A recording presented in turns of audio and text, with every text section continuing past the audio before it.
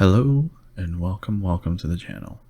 Today we're going to be unboxing a Rolex, the Wimbledon dial Rolex, the 126300.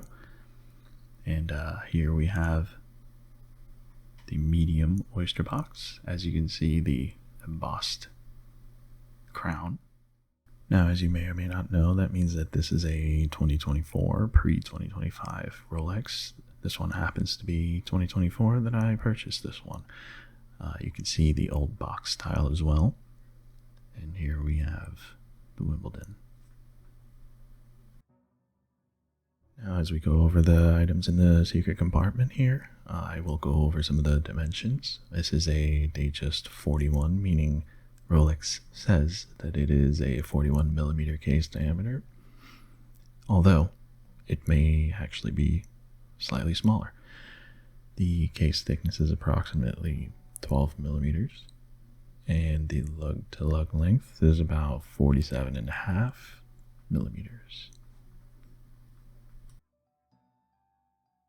You saw me just put away the warranty card, the item that actually registers this watch in my name, so I can obviously go anywhere in the world, as it says, to get this watch serviced if need be.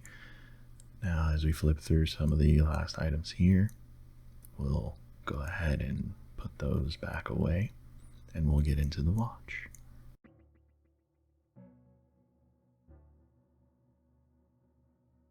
And as we lift the watch, you'll see two more important items here, at least to those who would like to resell their watches: the hang tag and the Rolex superlative chronometer hang tag. And looking at the dial here, you see that sunburst type shine.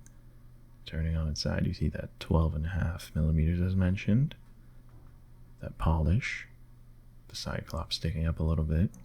And as we flip back around to see some more polish, having some trouble with this focusing. I'll fix it in just a second.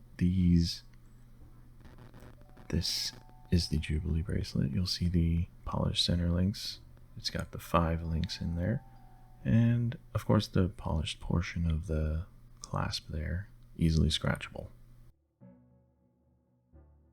And you'll notice here that the Jubilee bracelet here hides scratches, although mine does not have many scratches on there. Most of those are fingerprints.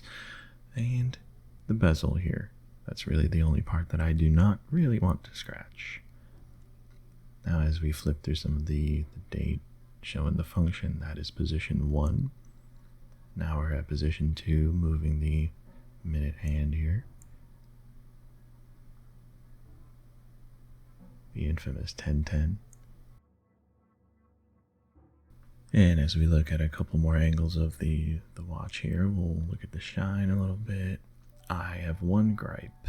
This the crown here is quite small, and pushing it in and getting it to lock into the right place to then screw it all the way in, sometimes I have a little bit of an issue with that. So that would be probably my one big gripe with this model.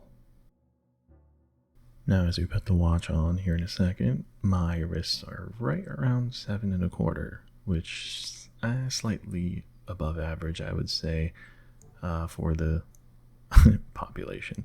But we can see here that it wears super well. I would say to most people with smaller wrists, it wears similar to a 36 on theirs. But this one, of course, is the 41. On a 7.25 wrist, it looks quite nice in my opinion. And here you'll see that 12.5 millimeter thickness in action. You can just slide it right under the cuff, flip it back to look at the time, and it's just wears so well. Now, looking at the underside of the bracelet, you'll see that Rolex never really polishes the underside there.